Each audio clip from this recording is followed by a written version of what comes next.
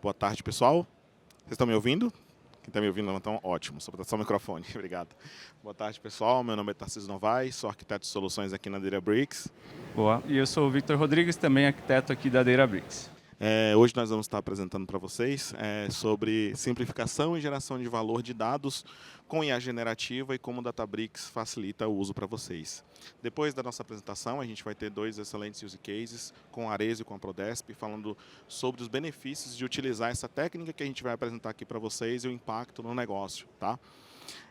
Bom, acho que vocês já devem ter visto esse slide algumas vezes hoje durante o dia.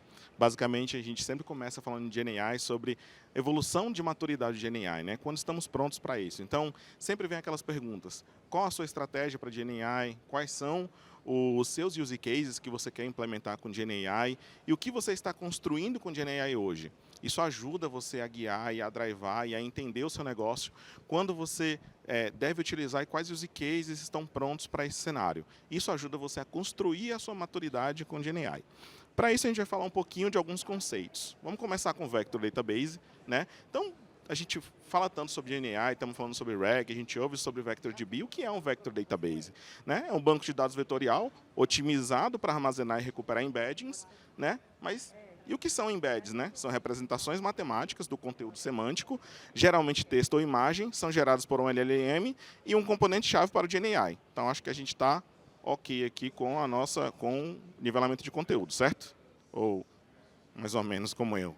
Tá bom, beleza. Acho que nem tanto. Mas a gente ouve falar sobre embeddings o tempo todo e vamos facilitar um pouquinho aqui sobre o que são embeddings. Né? Na verdade, embeddings é uma técnica que já é utilizada há muito tempo com cientistas de dados e em machine learning. Né? Porém, exigia muito esforço operacional, experiência, as técnicas e algoritmos às vezes não faziam uma boa conversão, né? E as LLMs tornaram até essas técnicas mais acessíveis e mais simplificadas. Ou seja, não é apenas o fato de trazer o use case, mas a LLM também facilita o próprio pipeline de geração disso. Então, no final do dia, como que isso funciona? Você vai ter o seu dado não estruturado, né? Imagem, texto, PDF, enfim, você vai carregar esse dado. E aí você vai ter um algoritmo de LLM que vai traduzir isso em vetores. Tá? Uma vez que isso está traduzido em vetores, você vai armazenar isso em um database. Então, nós temos vetores, nós temos databases. Com vetores, a gente consegue fazer uma representação espacial. Com representação espacial, o que a gente consegue fazer? Dá para calcular a distância, né? Então, a gente consegue fazer uma busca por similaridade, dizer, olha, van está perto de carro, caminhão está próximo de carro, nem tanto. Então, por isso que o VectorDB é excelente para você fazer essa busca por similaridade de maneira muito ágil. Tá, mas como o Databricks ajuda isso? E aí que entra o Vector Search. Então, agora a gente tem aqui a nossa base convertida, né? Então a gente tem os nossos documentos de origem, né? A LLM converteu isso em Vector Search, em vetores, a gente já sabe disso. Então a gente pode construir um fluxo onde o usuário vai ter o seu dado original, vai entregar isso para uma aplicação, a aplicação vai utilizar o Vector Search do Databricks para transcrever, para converter esse embed em tempo real e trazer o conteúdo por similaridade para o cliente. Então, agora a gente tem o quê? Um fluxo muito simplificado de como utilizar o Vector Search. Então, você vai ter o seu dado original, né? O seu raw data, você vai ter o modelo de embedding, vai ter o Vector Search fazendo essa busca por similaridade e o retorno do conteúdo para o usuário no modelo, né? Na aplicação, enfim. Quais são as vantagens de utilizar a Databricks para isso? Né? Primeiro, porque você armazena a representação vetorial dos seus dados e metadados, né? Totalmente integrado com Lakehouse. Então, ou seja, o Vector Search também aceita a governança do Unity Catalog, integrada, escalável, baixa latência, com zero sobrecarga operacional, tá? E suporta ACLs utilizando a integração com o Unity Catalog, que nem eu falei. E está preparada para você transformar isso e consumir com API em real time. Criar um Vector Search no Databricks é muito simples. Você pode criar tanto por código, né, ou pela UI. Não passou? Passou aqui, mas não passou lá. Acho que travou o slide aqui. Tá. Consegue passar aí, pessoal? Travou o slide.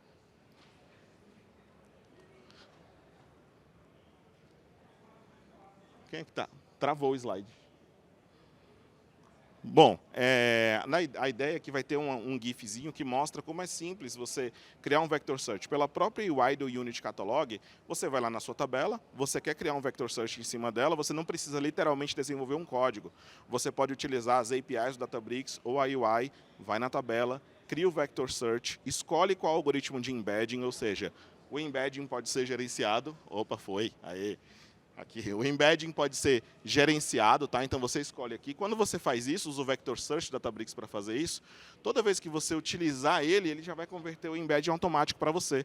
Então chegou o dado novo, ele vai lá, consome aquele checkpoint que ainda não foi convertido e ele converte isso automático para você. Ou seja, já cria um embed, já cria sua base de embeds automática, tá? E quais tipos de use cases dá para implementar com isso? Só com Vector Search, né? Primeiro você dá para fazer com pesquisa semântica de produtos, né? Então, ou seja, você tem uma base de produtos, você quer fazer uma busca rápida, você quer por imagem, por texto. Sistema de recomendação personalizado, então o usuário entrou na sua plataforma, você quer já fazer uma recomendação para ele ali, ou ele entrou em algum ambiente, você identificou ele de alguma forma por Wi-Fi, etc. Criação de conteúdo personalizado, mais uma vez, ele entra na plataforma, você consegue capturar aqueles cookies de maneira rápida, fazer a conversão, buscar o que ele está querendo procurar e você entrega para ele isso. E o use case que está um pouquinho fora do que eu falei, mas a validação de contratos são use cases que a gente já implementou utilizando apenas o Vector Search para isso com um prompt bem legal, tá? E aí dá para simplificar ainda mais, tá? Porque mais pessoas querem usar GenAI, tá? Mas a gente tem várias demandas, são diversos usuários, eles estão ansiosos para utilizar LLM, mas muitas vezes pode ainda gerar algum desafio do tipo de implementação, ainda tem que colocar algum código. Como que dá para fazer isso? Como que o analista no seu dia a dia tradicional pode fazer isso? A gente implementou AI Functions dentro da Databricks SQL. Você consegue permitir que usuários que estão fazendo SQL, que eles estão no dia a dia fazendo análise de dados, consigam extrair insights utilizando GenAI na própria query, no próprio SQL, utilizando tanto um modelo à sua escolha, um RAG que você implementou, ou um modelo open source, ou até proprietário, como algumas funções que já estão integradas no SQL Serverless. Análise de sentimento, classificação, extração, correção gramatical, mascaramento, similaridade, tá? São diversos use cases. E aqui a gente vai passar uma demo para vocês, como a gente materializa isso tudo.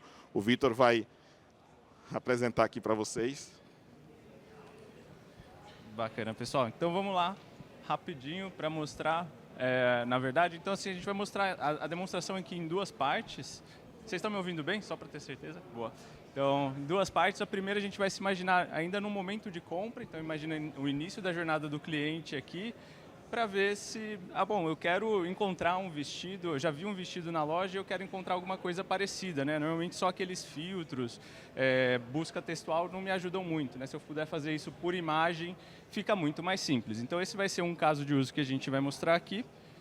E na sequência, né, pensando já, o cliente comprou esse meu produto, aí ele começou a fazer um monte de reviews, eu quero analisar essas informações, fazer um score de NPS, enfim, entender melhor o sentimento desse meu cliente, aí a gente também pode pegar essas avaliações e usar para fazer o nosso entendimento. Então, voltando do primeiro caso de uso aqui, né, o primeiro passo para a gente seria justamente acessar imagens que a gente tem armazenada ali dentro do nosso storage e acessar dentro da plataforma do Databricks. Então, isso é extremamente simples ali, usando as APIs do próprio Spark, a gente consegue pegar esses dados e começar a fazer as nossas análises. Na sequência, eu posso fazer outros tratamentos, como redimensionar, cortar a imagem, mexer nos canais que a gente tem ali, e depois eu posso materializar esses dados, né, dentro de uma tabela, para que de forma fácil eu consiga reaproveitar isso em diversas aplicações, né, diversos casos de uso que eu possa ter. Uma vez que a gente já materializou essas tabelas, é extremamente simples a gente indexar esse dado para ele ser consumido em tempo real, né? A única coisa que a gente vai fazer aqui é mostrar a interface gráfica no passo a passo ali para a gente fazer isso. Então está aqui a nossa tabelinha que a gente criou ali, né, preparando o nosso dado. Vocês podem ver que é uma tabela bem simples, basicamente o que ela tem ali é o conteúdo dessas nossas imagens. A gente pode ir ali na opção de criar e selecionar o Vector Search Index. E aqui a gente vai preencher algumas informações muito básicas, né? Qual que é o nome desse índice que eu quero criar, qual que é a tabela, né? A coluna que a gente vai utilizar como chave primária ali para a gente buscar esses dados, um endpoint, que seria o equivalente ali a um compute para a gente executar, como o Tarsis comentou, né, eu posso gerenciar também a criação dos embeds, então eu só vou selecionar um modelo que eu já tenho ali, ou um modelo pronto, ou um que eu criei, e aí qual coluna que a gente vai usar para fazer a geração dos embeds. Feito isso, a gente já vai conseguir indexar aquela imagem para que eu consiga, em poucos milésimos de segundos ali, recuperar qual que é a outra imagem mais similar. Então, obviamente, a gente não vai criar agora esse índice, né? Eu estou pegando um que já está pronto, só para vocês verem como que ele fica aqui dentro da plataforma, né? Mas está ali qual foi a fonte que a gente utilizou, o pipeline que ele gerou para fazer as atualizações desses índices e também o modelo que a gente está utilizando. Então, é interessante que fica tudo gerenciado pela plataforma e eu não vou ter que me preocupar em como que eu gero esses embeddings, né? A própria plataforma faz isso para a gente, tanto no momento da preparação do dado, quanto na hora de consumir também. Então, a hora que eu tenho lá o meu transacional perguntando qual que é a imagem mais similar, né, meu produto mais similar, a gente consegue ter isso consultando diretamente. Inclusive, a gente pode hostear essas aplicações dentro do próprio Databricks, né, usando o Lakehouse Apps. Eu posso usar o Grade, o Fast API, frameworks open source, para criar um front-end para o meu produto de dados e servir isso direto na nossa plataforma. Então, é justamente esse aplicativozinho que a gente está acessando aqui. Esse aqui foi criado com o Grade. Então ele é bem simples, ele pede uma imagem para mim, então eu estou selecionando um arquivo que eu tenho na minha máquina e é um vestido simples, né, que eu encontrei, talvez eu estou lá na loja, tirei uma foto e quero achar alguma coisa similar. A hora que eu submeto, ele vai buscar ali qual que é a imagem mais similar, né, pode ser as imagens mais similares e trazer isso para a gente. Então, bem simplesinho aqui, eu já conseguiria fazer uma busca, né, e trazer resultados mais relevantes, facilitar a vida do meu usuário para que eu aumente a minha conversão, melhore a fidelidade desse meu cliente. Então, perfeito, eu gostei desse meu vestido, comprei e agora eu vou começar a escrever reviews, né? Óbvio, né? Não sou só eu, são várias pessoas que estão fazendo isso. Então, a gente já tem aqui uma tabelinha onde a gente tem diversas avaliações que os nossos clientes foram fazendo dos produtos aqui. Então, obviamente, tem algumas que são positivas, como é o exemplo ali, eu gostei do produto que eu gostei, achei que ele é leve, confortável, mas também vou ter algumas avaliações que são negativas. Então, uma bermuda que eu estou muito insatisfeito, não gostei do material, não gostei da cor, achei o design não muito legal. Então aqui já tem uma série de insights que eu posso utilizar para melhorar o meu mix de produto, fazer o meu cálculo de NPS. E aí a gente pode fazer isso de uma forma muito simples aqui no Databricks. Até um analista de negócio consegue fazer isso de forma fácil. Mas eu posso pegar ali, criar um AI query, né, usar uma função para chamar uma LLM e instruir o que eu quero extrair de informação. Então, eu estou falando, eu quero buscar ali qual que é o nome do produto que está sendo mencionado no meu review, qual que é o sentimento a respeito dele. Se esse sentimento for negativo, eu quero gerar uma resposta e me fale qual que é o motivo. Então, a gente criou essa funçãozinha ali de forma fácil. O legal, ela vai ficar registrada aqui dentro e todo mundo vai poder reutilizar. E aí eu posso ir lá e aplicar isso em cima de toda a minha tabela, né? Então, de todas as avaliações que eu tenho, independente do volume. E aí, a hora que a gente olha as tabelas que são geradas aqui dentro, né, você vai ver que ele já extraiu corretamente ali todas as entidades, né, as informações que a gente gostaria, inclusive aqui o motivo, né? Então, meu cliente não gostou do produto porque o material é ruim, enfim. Então, tudo isso vai estar acontecendo dentro da plataforma da Databricks, então é interessante, a gente vai estar sempre mantendo a mesma governança que vocês viram aí, né, em toda a outra apresentação. Por mais que foi um analista que fez, a gente consegue enxergar toda essa linhagem do dado, né? Quais foram as tabelas que foram acessadas, de onde vem cada uma das informações que estão aqui dentro. E como eu comentei, a função também fica disponível aqui para que a gente possa reaproveitar, né? Então eu consigo descobrir essa função que alguém já preparou ali para fazer a revisão das minhas reviews e posso dar permissão para que outros usuários possam aproveitar isso também e não tenham que refazer esse tipo de coisa. Uma vez que a gente gerou essas bases de dados, que a gente já extraiu essas informações, fica muito simples para a gente começar a utilizar isso em análises também. Óbvio, eu posso fazer isso na minha ferramenta de visualização preferida, mas dentro do próprio Databricks, usando linguagem natural, eu consigo criar as minhas próprias visualizações e ver quais são os produtos que estão sendo mencionados com a maior frequência, quais deles têm uma proporção maior de reviews negativos, por exemplo, né? Então fica muito simples eu vir aqui, criar essas visualizações e começar a tirar insights a partir de dados que antigamente eram não estruturados, eu não conseguia fazer esse tipo de coisa. Ou para quem for um usuário mesmo de negócio, eu não quero nem abrir uma interface ali para construir gráfico, né? Eu posso, de fato, escrever quais são as minhas perguntas, quais os produtos com mais reviews negativos. A própria Dini aqui consegue gerar para a gente todo o código, executar e trazer isso numa linguagem muito simples para qualquer analista de negócio. E em cima disso a gente pode ir construindo todas as visualizações também para ficar, né, de uma forma mais interessante. E da mesma forma que a gente usou ali as funções no código, eu posso fazer isso através da própria Dini. Então, por trás, a gente está chamando aqui uma função que chama gerar resposta, onde a gente está pegando aquelas informações que a gente extraiu agora há pouco e usando isso para gerar uma comunicação customizada com o meu cliente. Então, de acordo com o perfil do meu cliente, de acordo com o produto que ele comprou, com o motivo da insatisfação dele, eu posso automaticamente gerar uma resposta aqui, na verdade um rascunho, né? Para que eu use de base na comunicação com o meu cliente, mas já de uma forma personalizada. Óbvio que eu posso pegar isso e melhorar para, né, entregar diretamente para esse meu cliente. Então, isso é bem bacana, porque eu não preciso saber nada de código, não preciso saber Python, SQL, nem nada, a gente consegue usar essas coisas. Aí aqui só o exemplo, né, da função que a gente estava utilizando ali para gerar a resposta, ela é bem simples, mas o interessante é que eu posso pegar informações da nossa base de conhecimento, né, qual que é da minha base de clientes ali, qual que é o nome do cliente, quantos pedidos ele já fez, qual foi o motivo da insatisfação dele, e usar tudo isso para customizar, né, personalizar a experiência do meu cliente. Perfeito? Então, passar aqui para o Tarcísio, só para ele fechar. E aí, só para a gente finalizar, né? Utilizando o Databricks Vector Search, quais são as principais vantagens? Primeiro, a governança unificada. Como vocês viram aqui, tudo que a gente fez na plataforma ficou debaixo do Unity, governado, acesso de usuário. Expansão e democratização da LLM com SQL, ou seja, você tem uma maneira muito facilitada de analistas utilizarem isso, criar funções reutilizáveis, né? Integração segura com seus dados corporativos, então você tem o seu dado corporativo no seu Lakehouse, utilizar LLM em cima disso se torna muito mais simplificado. E você tem uma aceleração e desbloqueio de use cases muito grandes, tá, pessoal? Então, muito obrigado pela atenção de vocês. Queria chamar aqui agora o time da Arezzo, chamar o Guilherme e o Murilo para estarem apresentando para a gente.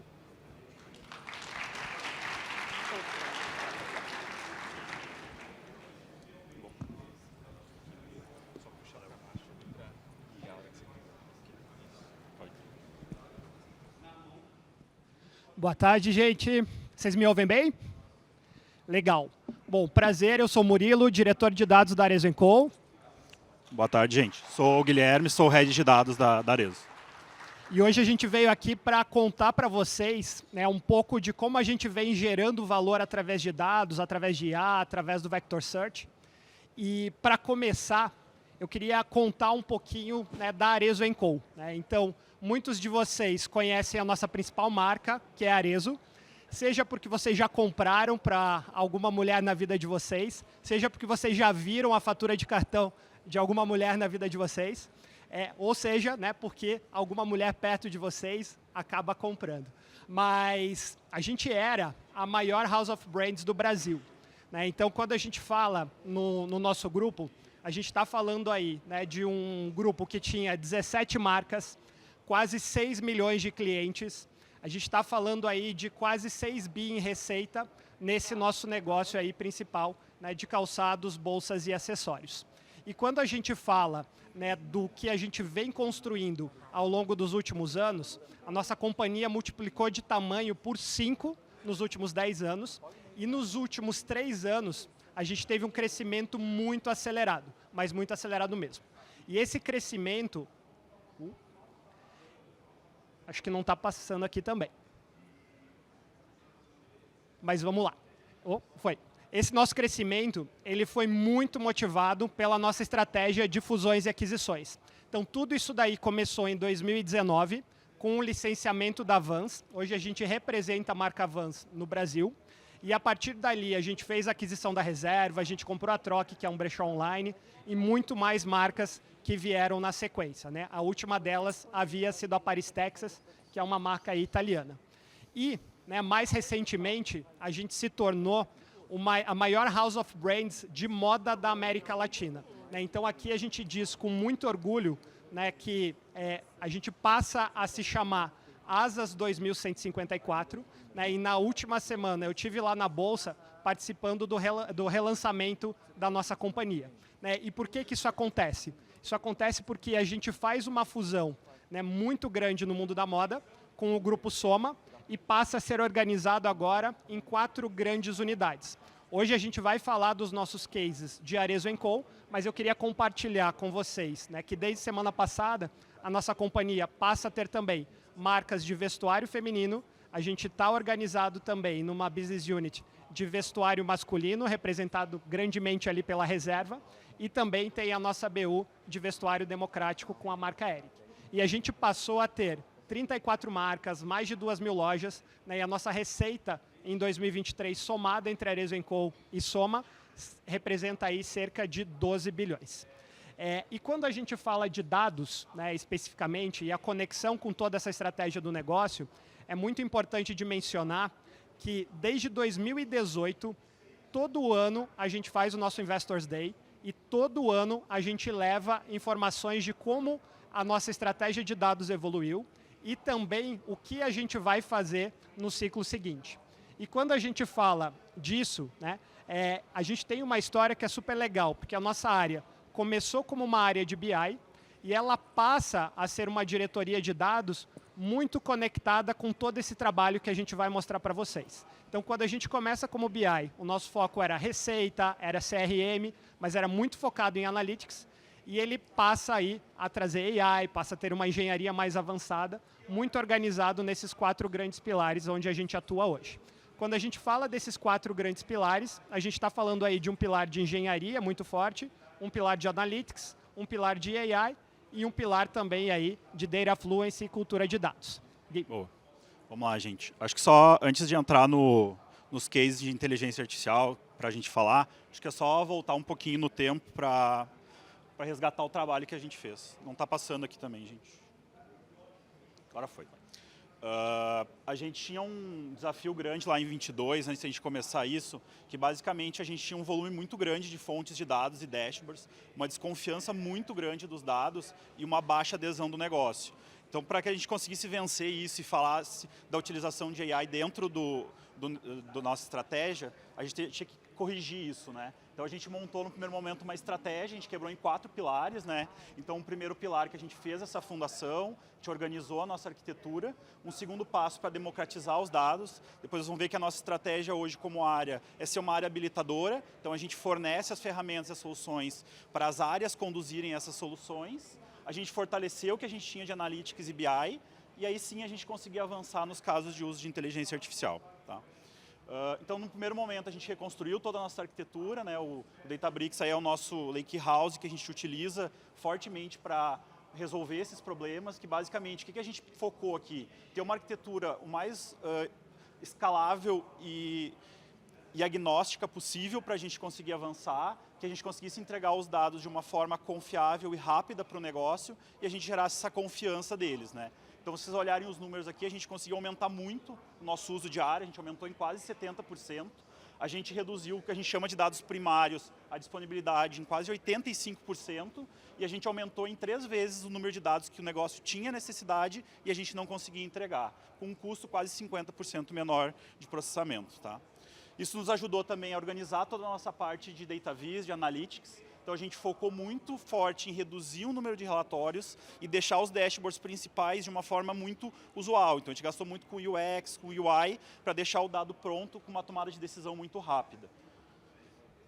E aqui a gente fez algo que foge um pouco, né, do que é o normal, que foi basicamente o seguinte: a gente usou o nosso veículo aí de inovação e o nosso veículo de Corporate Venture Capital para investir numa EdTech que faz formação de desenvolvedores. Ela se chama GrowDev. Através da GrowDev, a gente fez uma construção de cursos específicos de trilhas, tanto para engenheiros de dados e quanto para analistas de dados, e a gente conseguiu já formar mais de 40 pessoas em 13 áreas diferentes de negócio para potencializar muito o uso da ferramenta. E algo que é super legal nisso é que ela também, né, consegue atender demandas internas, consegue atender aí, né, e ofertar esses cursos de uma forma pública para o mercado e, ao mesmo tempo, cria para a gente um pipeline de contratação e um pipeline ali de novos profissionais na medida que a gente vai crescendo. O legal disso, né, Murilo, é que esses primeiros disseminadores ali, os 30, hoje eles conseguiram nos ajudar na aceleração. A gente tem quase 400 usuários de negócio usando a ferramenta do Databricks para o uso diário de dados, tá?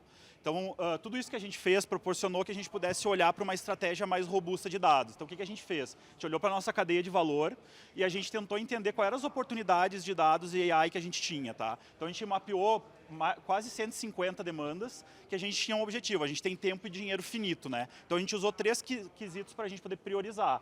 A questão de prontidão dos dados para aquela etapa do processo, a maturidade analítica das áreas que vão aplicar e, óbvio, né, o retorno financeiro para o negócio. Tá? Então, toda essa nossa jornada de AI, a gente começou olhando muito para a cadeia, para a parte de supply chain e merchan. Tá? Então, existia uma iniciativa lá em 2022, quando a gente voltou, de inovação e evolução da área, que pautava muito por fazer uma ferramenta de suporte à decisão de planning e assortment para conseguir entregar o negócio. O que a gente fez com eles aqui? A gente decidiu fazer um produto de dados in-house, que tem aqueles 4 produtos que vocês enxergam embaixo, que basicamente é para nos apoiar na compra e abastecimento dos nossos produtos com maior inteligência. O que a gente fez aqui, tá? Pra vocês entenderem, o nosso negócio ele é um pouco complexo para usar dados. Tá? Hoje, pra vocês terem uma ideia, a gente cria em torno de 100 mil SKUs por ano, quebrado em 15 coleções. Tá? Cada um desses produtos, a gente tem em torno de 200 atributos, que representa a ficha do produto, que nos ajuda a entender o que é aquele produto de uma forma mais quantitativa. O que a gente fez ali naquele projeto e a gente traz aqui? Cada coleção dessa é quebrada por essa pirâmide, né, que é o produto fashion, aquele produto que está na passarela, que é muito de moda. O produto core, que é o do meio, que ele tem um detalhe, uma informação de moda, mas ele já é mais comercial. E o nosso produto básico, que é aquele produto, o sapato preto, aquele que tem sempre, que ele também é composto pela sua curva. Né? O de coleção ele é um produto que ele vende rápido, pouco tempo. O core ele tem uma cauda um pouquinho mais longa. E o básico, né, aquela cauda longa, é o produto que tem sempre. Tá? A gente começou sempre entregando pelo básico, e essa solução que a gente fez com a LLM é para a questão do core. Então, é um produto que a gente não tem um conhecimento histórico de qual é o potencial de venda dele. Então, ele começou numa primeira coleção lá, vendendo 100 peças, 1000 peças. Eu vou repetir ele com uma parte mais comercial e eu preciso entender quanto eu posso vender. Né? Para não faltar o produto para o cliente, para ter o produto certo, no lugar certo, na hora certa, mas para a gente não ter uma sobra lá no fim da nossa coleção. Então, a gente criou uma solução que, junto com isso, a gente encontra produtos similares no nosso histórico e faz uma projeção de quanto a gente tem que comprar para ajudar o nosso franqueado na hora de decidir a compra. Tá? Quer falar? E aí, a gente construiu um segundo produto. Esse produto ele já foi case tanto aqui no Brasil quanto fora, que é o nosso ZZApp. O que é o ZZApp? Ele é uma plataforma, um aplicativo, que está na palma da mão de todas as nossas vendedoras, e elas têm isso basicamente para se comunicar com as clientes através de estratégias de CRM, através de agendas personalizadas. Elas têm toda uma plataforma financeira, vitrines que são digitais, todas customizadas. E aqui, com o uso de Databricks, a gente levou ele para outro patamar. Então, a gente já tem um impacto dele na ordem aí de mais de 900 milhões de reais de receita, e ele representa mais de 1/3 de tudo que a gente vende nas nossas lojas. Mas o que a gente está trazendo para ele? A gente tem esses algoritmos, essas camadas ali de segmentação e distribuição de contatos inteligentes. E agora a gente também fez algo aí com o Vector Search que o Gui vai nos apresentar. Isso aí. Acho que no primeiro momento a gente focou muito da parte ali de quantitativo, e aqui nessa solução que está passando no vídeo, a gente focou muito em tentar trazer a experiência que a gente conhece muito da parte do e-commerce, de recomendar e personalizar o cliente. Tá? Então, qual foi a solução que a gente fez? A gente entrega na palma da mão da vendedora um diagnóstico do perfil do cliente, tá? Que ela pode recomendar produtos entendendo essa semântica do produto que ele já comprou, ou a gente pode usar essa leitura de imagem que o cliente entra na loja, vem com uma ideia que viu na televisão, ou um produto que ela já teve. O vendedor ele consegue encontrar produtos similares que estão no estoque e de uma forma mais rápida e assertiva atender o cliente para a gente conseguir ter uma venda mais assertiva. Tá? Então, foi algo que é bem interessante, vocês vão ver nos números que a gente vai apresentar agora, que isso trouxe uma velocidade, um retorno muito maior. Porque a gente sabe que no varejo não é todo cliente que entra na loja que a gente consegue converter a venda. Né? Então, um indicador que a gente cuida muito é o quanto a gente converte de todo mundo que passa nas nossas lojas. Né? Então, só para vocês terem uma ideia, tá? A gente tem mais ou menos hoje 15 produtos de A rodando dentro da nossa cadeia que a gente apresentou, e a gente tem muita medição de quanto está retornando. Então, nos últimos 12 meses, a gente conseguiu com esses produtos gerar quase 70 milhões de venda incremental. A gente conseguiu reduzir em 9% o estoque da marca Arezzo, que foi onde a gente começou com o produto de dados lá para suportar a nossa decisão. E todo o atendimento que o vendedor está usando a solução lá de LLM dentro do ZZApp, a gente tem quase 4 vezes mais conversão, tá? Então a gente conseguiu gerar um valor bem importante para o negócio de retorno utilizando dados. A gente conseguiu ganhar muito espaço para esse assunto de inteligência artificial com todo o trabalho que a gente fez de consolidação e com esses primeiros cases. Então agora a gente vem trabalhando em 3 cases. Um para apoiar muito a nossa gestão de venda dentro da loja, para entregar a solução mais pronta de diagnóstico de onde agir e que a nossa loja tenha mais tempo para atender o nosso cliente. O uso de inteligência artificial no CRM, para a gente ser mais assertivo na comunicação. E a parte de uso de IA na coleção. Então, na pirâmide que eu apresentei antes, agora a gente tem que olhar para o topo, né? Então, a gente está criando uma solução para olhar para aquele topo ali. Isso, só um minutinho agora. Antes de passar para o próximo, gente, assim, isso daqui é só um spoiler, né? Quando a gente olha aqui, né, porque a gente tem de potencial de uso de AI, que a gente tem potencial aí de construção de algoritmos, a gente já tem mais de 100 itens mapeados, né, olhando para toda aquela nossa cadeia de valor, né? Então, a gente entende aí que toda essa base, né, de engenharia que a gente construiu, toda essa base de analytics, né, e o que a gente está subindo agora e acelerando em termos de AI e AA, né, é só um pedacinho aí de todo o potencial que a gente tem para captura nos próximos anos, né? Então, do que a gente fez, deve evoluir muito mais. E agora, gente, acho que a gente vai chegando no final e eu queria convidar vocês para fazer algo aí que não vai ter do outro lado, que é o seguinte: se vocês puderem colocar o celular na mão aí, a gente preparou aí algo de encantamento para vocês, para que a gente feche aí a nossa apresentação. Então, a gente tem um marketplace aí, que é o nosso Zezemol. Olha só que legal. O nosso Zezemol aí, roubamos o público. Todas as marcas aí da nossa Belu, Arezzo & Co. E a gente trouxe aí para vocês hoje um voucher com 15% de desconto para comprar aí as marcas Arezzo, Schutz, Ana Capri, Alexandre Birman e Vans. Esse voucher aí só está válido hoje, então tem que correr aí e colocar na fatura do cartão. Obrigado, gente. Valeu, gente. Obrigado.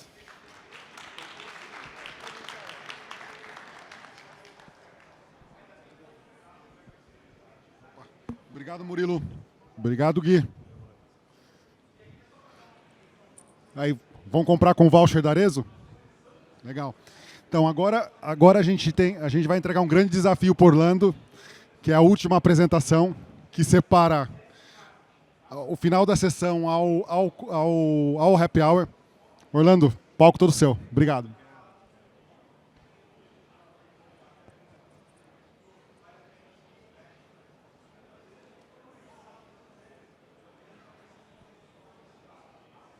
Então, boa noite, pessoal. Acho que já boa tarde ainda, né? Boa tarde. É um prazer, uma honra estar com vocês aqui. Hoje eu vou falar um pouquinho, talvez, de um assunto que destoa um pouco do que foi falado. Teve muito case da iniciativa privada, de mercado, e eu venho aqui com um case que é da área de governo. Em geral, o governo ele anda assim uma década atrás do que está acontecendo no mercado privado, não é verdade?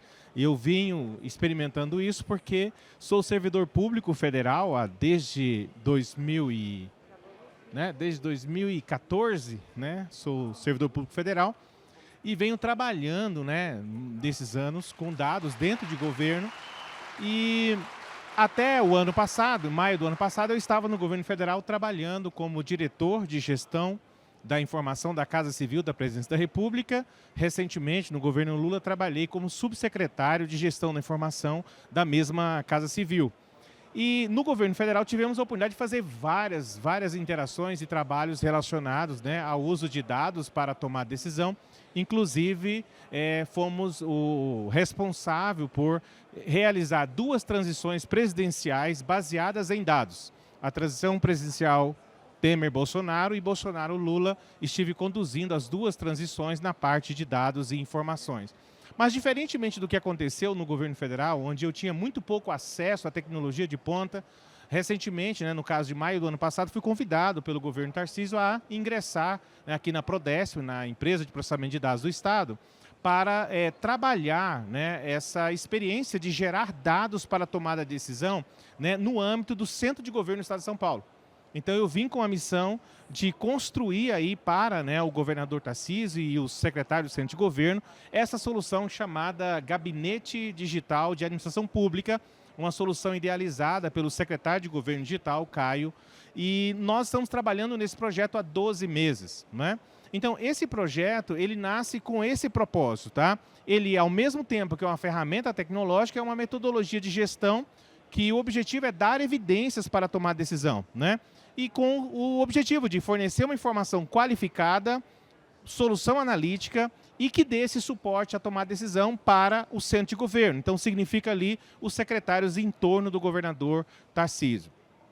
Esse projeto, ele é bastante desafiador, porque nós tivemos que começá-lo do zero, não é? Mas, né, graças a Deus, graças a Databricks, graças à Prodesp, graças à grande equipe também do Centro de Dados do Estado de São Paulo, né, a Databricks já estava no processo, já estava sendo usada, e a Prodesp já tinha bastante maturidade no uso de ferramentas como ela, e que me surpreendeu demais o como em tão pouco tempo conseguimos fazer tanta coisa devido à qualidade dessa solução, né, e dos recursos oferecidos aí pela Databricks. Então,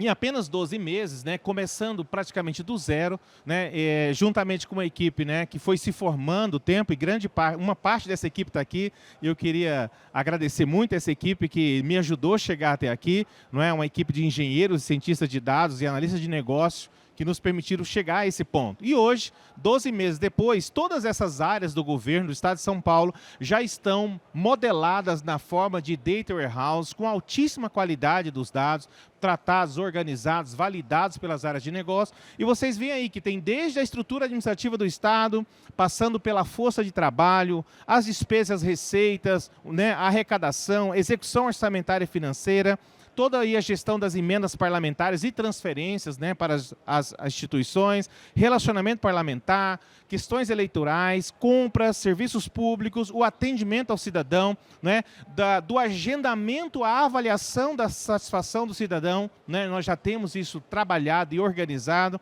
né, relacionamento com os prefeitos e prefeituras, e a parte também dos indicadores de cada localidade, né, do Estado de São Paulo. Os 645 municípios com mais de 30 indicadores, né, de modo que o centro de governo tem a ponta, né, ali do dedo, informações muito rápidas e altamente qualificadas.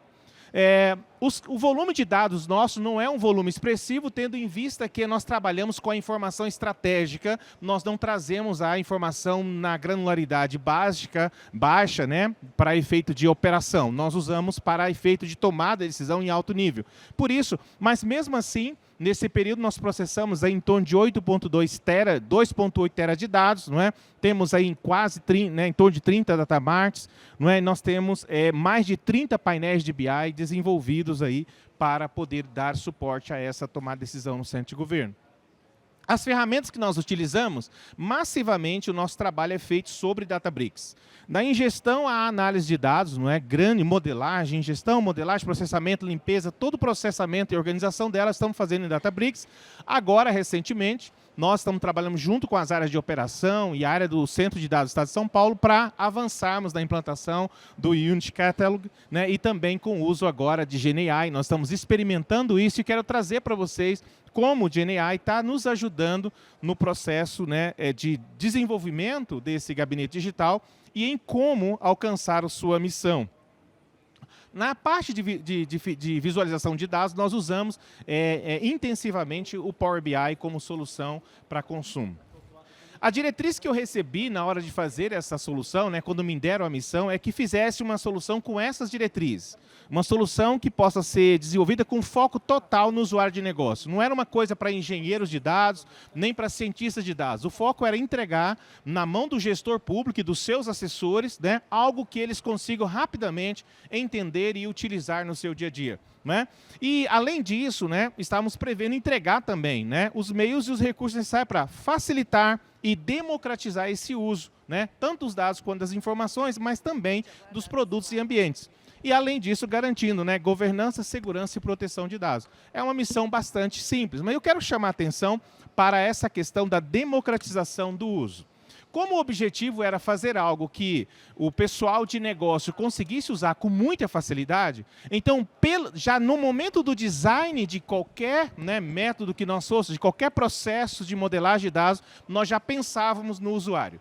não é? Então, desde o início, tudo nasceu para tornar a vida de quem pusesse a mão em nossos dados, a vida fácil. Então, o que nós fizemos para isso? Primeiro, nós já desenhamos os metadados de cada tabela de forma humanizada.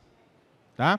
Alguns engenheiros de dados ficaram até chateados comigo, me xingaram a minha mãe, porque eu ia fazer isso. Mas eu decidi, eu quero agradar o usuário de negócio, e não engenheiro. Engenheiro se vira. Né? A gente se vira, a gente aprende, a gente tem que fazer a parte difícil. Mas entregar para qualquer um que fosse usar o nosso dado, o dado já na forma mais fácil possível. Então, todas as nossas tabelas são escritas com nomes fáceis e os campos já são escritos de forma amigável, com acentuação, sem abreviação, com espaços, com tudo que tem direito. Qual é a facilidade disso? Quando alguém pluga um Power BI no nosso dado, não precisa nenhum mapeamento, não precisa nada, o Power BI já reconhece, já sai usando os gráficos de uma forma muito rápida. Então, preocupamos com essa democratização já no desenho. Mas não só isso. Os produtos de BI que nós desenvolvemos, já procuramos organizar os assuntos todos por áreas do conhecimento. Então, toda a experiência de navegação nas aplicações de BI, e aqui nós colocamos designers para trabalhar e desenhar as interfaces, os botões, né, o modelo de organização, para que, rapidamente, por assuntos de governo, por áreas de governo, não é, o usuário final conseguisse localizar a informação que ele precisa. Tá? E não só isso. Cada objeto gráfico é orientado ao usuário de negócio, então ele responde uma pergunta de negócio. Em geral, você faz um gráfico e coloca uma afirmação, um texto bem simples, né? Vendas por... A gente coloca uma pergunta de negócio ligada ao governo no título de cada gráfico. Então, cada objeto visual desenvolvido dentro desses BI já pensa no usuário final. Então, ele encontra a resposta de um problema de negócio público para ele nos objetos visuais.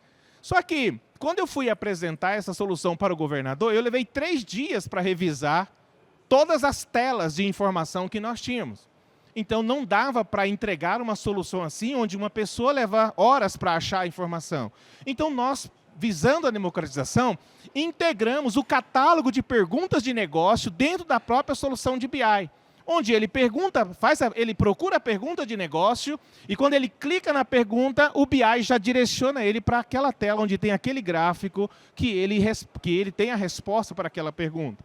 Mas estas formas aqui de trabalho, elas são engessadas, porque ela exige que o desenvolvedor tenha que pensar previamente, elaborar a pergunta, desenvolver o gráfico, publicar o relatório, não é? Compartilhar o acesso. Então, pensando em como ampliar essa democratização e olhando que, ao redor das autoridades governamentais, tem pessoas com alta capacidade, com alta formação, com intimidade com dados. Não é? Então, pensando nesse especialista, que ele talvez não seja um engenheiro, não seja um especialista em programação, não saiba SQL, será que nós poderíamos aproveitar esse data lake organizado, essa nossa camada Gold, tão bonita, tão organizada, já humanizada no seu desenho, não é? Para alimentar um modelo de GNA e criar uma experiência de chat em cima dos dados? E foi aí que nós começamos a buscar e fazer os estudos de caso baseado nisso. Tivemos várias experiências, né? Fizemos POCs, né, com produtos Microsoft, fizemos POCs com, né, o Gini e também fizemos na raça, assim, né, by myself, assim, a implementação de uma interação, né, no braço, né? Ler o metadado Databricks, gerar as instruções, submetê-las ao chat GPT, pegar o SQL, submeter ao banco, experimentar como seria desenvolver uma solução dessa. Em todos os casos, né, o esforço é tremendo para você fazer algo desse tipo, garantindo que você está respeitando todas as camadas de segurança e governança e que isso seja uma coisa que você possa generalizar ou aplicar a 20 áreas de negócio. Não é? Eu preciso criar agentes que falem de orçamento, agente que fale de emendas parlamentares, agente que fala de força de trabalho. Eu preciso fazer isso para 20 áreas de negócio diferentes. Então, eu precisava de algo que não tivesse que ficar reinventando a roda toda hora. Então, nesse caso, o Gini foi uma surpresa muito grande para a gente. Estamos aqui com o Felipe, que nos conduziu no processo, não é? De teste e provas de conceito. E as respostas, né, foram assim impressionantes. Sem instrução mínima, ele já acertou bastante. À medida que nós enriquecemos as instruções, o acerto ficou bastante impressionante. Não é? Então, hoje, aqui, eu ressalto a simplicidade, né? Criamos aqui, por exemplo, essa prova de conceito em cima da base de atendimento ao cidadão, que tem, né, todos os eventos de todos os atendimentos ao cidadão, desde os canais, que são canais de balcão, como de cada interação dele nos aplicativos, né, ou canais digitais de prestação de serviço do governo do Estado. Então, hoje nós temos uma base gigantesca que tem essa memória de cada interação do usuário em cada momento do seu atendimento, cada serviço que ele consumiu.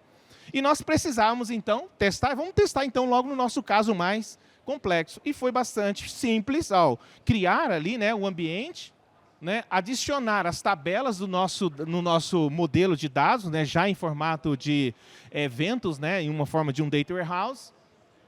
Passar algumas instruções em linguagem natural mesmo, né, para ele. Então, nós tínhamos características muito específicas no nosso modelo. Inclusive, o fato de termos as colunas com nomes amigáveis, tínhamos que passar instruções para ele, que queríamos respostas em português, algumas características do negócio, poupa tempo. E em questões de minutos, assim podemos dizer, nós já estávamos com o nosso modelo já conseguindo responder e aprimorando ele, né, com as interações. Hoje nós temos esse ambiente já, né, em ambiente de testes, funcionando lá para nós podermos aprimorar, mas já está em vias de nós aplicarmos a todas as outras 20 áreas do conhecimento e deixar isso disponível, seja para o nosso equipe de trabalho, seja para os assessores que têm alguma habilidade com dados, poder utilizar isso. Então, aqui vocês veem uma pergunta feita, né, e a capacidade, né, do Gini de interagir com o nosso dado e já trazer a resposta. Mas não só isso, né, gerar a visualização. Então, ele pode entregar o dado tabular, pode entregar o dado na forma visual. E interessante que nós podemos fazer perguntas que não tem nada relacionado com o nosso metadado de forma clara. Como eu simplesmente uma pergunta, qual é o melhor dia da semana para ser atendido em Guarulhos? Né? Então, o Gini já tem um contexto fechado, né, para os dados que ele está trabalhando, então ele se torna um agente altamente especializado nesse contexto e consegue contabilizar os atendimentos e já responder qual o melhor dia para ir a Guarulhos. Então, isso tem um potencial para além, né, do uso na assessoria. Então, a gente enxerga que, com o amadurecimento, esse tipo de interação ele tende a realmente promover essa democratização, né, do acesso aos dados que a gente tanto quer. E aí me impressiona a complexidade da query que ele teve que realizar, sem eu ter que realmente explicar para ele que essas tabelas estão relacionadas. Ou seja, o próprio modelo já consegue detectar todas essas relações e fazer uma query complexa para responder uma pergunta simples com muita facilidade, com muita transparência. Então, a gente tem estado bastante impressionado com esse resultado. Okay? Então, muito obrigado. Era isso que eu queria compartilhar com vocês nesse momento. Um abraço. E na marca, ó.